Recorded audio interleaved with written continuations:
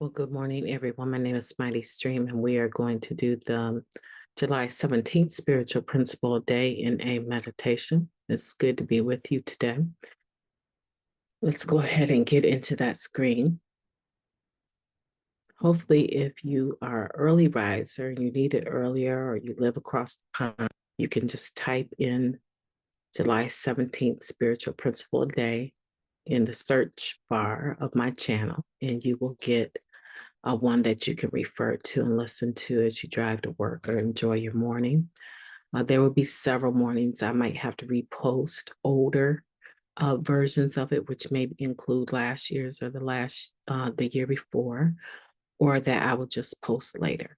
Okay, but you never have to miss because now every day is actually available if you know how to find it.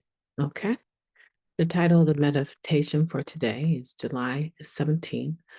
For July 17th, with hope comes resilience. Our hope is renewed throughout our recovery. Each time something new is revealed to us about our disease, the pain of that realization is accompanied by a surge of hope. That comes from the NA Step Working Guide book. Step 2, hope. Hope and resilience so often seem to be interconnected. I agree with that. In active addiction, our resilience was largely based on our dishonesty. Many of us bounce back from difficulties thanks to our capacity for manipulation, shadiness, and flat out denial. Hope kept us going too, even if our only hope was to not get caught. When our kid, our coworker, or current friend with benefits confronted us with the truth, trying to make us see how we hurt or disappointed them, we could not and would not deal with that. Same with law enforcement. I swear, officer, that's not mine. These aren't even my pants. Anything that poked a hole in the story we told ourselves was to be soundly rejected. Or else, it was the beginning of the end, which clearly it was, because here we are reading an entry from an NA book of spiritual principles. Our resilience lands us and then keeps us in NA. When our powerlessness and unmanageability are revealed to us in step 1, we stay despite the desire to escape. Through meetings, our first service commitment, relationships with other recovering addicts, and a higher power, we find hope that we can stay clean. Instead of avoiding the truth, our solution is now to uncover it. The process of working the 12 steps thoroughly, whether it's the very first time we are diving in or the 100th, involves actively and methodically confronting our disease, our ego, our flaws, our fears, and our mistakes. As a result, we often experience considerable pain, regret, and shame. But hope is here, too, among those revelations. Hope for serenity, for courage, and for wisdom. We may not experience a surge of hope, as in the quotation above, but a spark will do just fine to keep us bouncing back and moving forward. When I acknowledge or reveal something about myself that causes me pain, I will make every effort to acknowledge the hope that follows as well. I can get through this. I know I can. What a beautiful meditation. Let's take a moment of silence, followed by the We version of Serenity Prayer. Moment of silence now.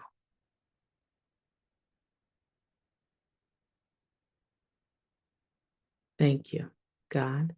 Grant us the serenity to accept the things that we cannot change, the courage to change the things that we can, and the wisdom to know the difference just for today. Please and thank you. How powerful is that meditation? Talking about with hope comes resilience. And honestly, if we all go back to our using days, anybody that had any blunt truth for us, any confrontation for us about how our using was hurting them, any intervention. Oh my goodness. While I love interventions, I mean, it takes a team to actually pull off an intervention where the person that is being intervened upon will actually participate. And if the people involved don't have their ducks in a row and follow the suggested guidance for intervention, it can go sideways so fast and make matters worse. The using person that is being confronted by loved ones about their using and the impact has developed such a pattern of manipulation and shadiness and flat out denial that it's very difficult to even think that they will. Maybe they'll shed a few crocodile tears, but that it will really have any impact because they become used to wiggling free out of uncomfortable situations. And they had a small flicker of hope of not getting caught, of not being confronted, of not having to do the time, pay the ticket. And that's why we call that the wreckage of our past when we finally do get clean. And if you're like me, you probably have some wreckage of your past that you need to address. The sooner the better. Okay. Let your sponsor be your guide in that area.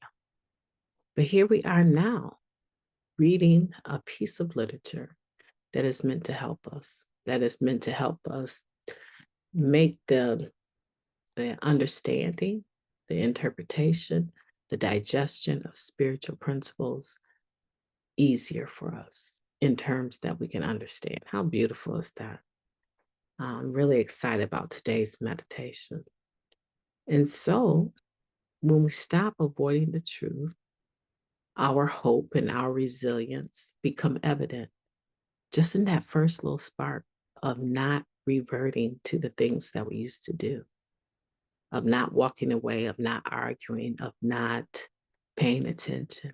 You don't have to like what you're hearing, but to listen to it because the person is reaching.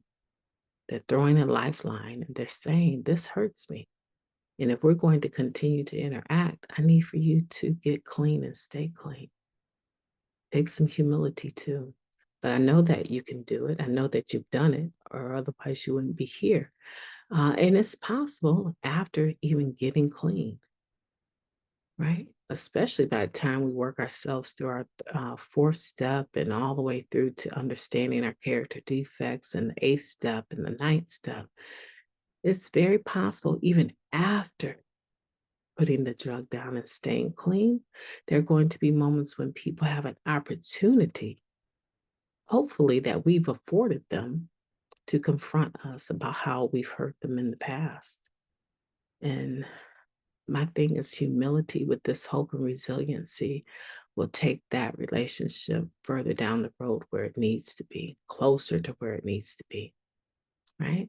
And so this is a active program of being able to acknowledge and reveal to ourselves the things that have been painful, not just for others, but painful for us, and not running from them, but making every effort to acknowledge the impact that they've had, but doing it with hope and resilience, and pushing us further towards staying clean indefinitely, right? That's what they call the infinity medallion of staying clean for the rest of our lives. And if we don't, we know where to go so that we can get back up on our feet. My name is Mighty Stream. I've enjoyed talking to you. I hope that you have a beautiful day on purpose.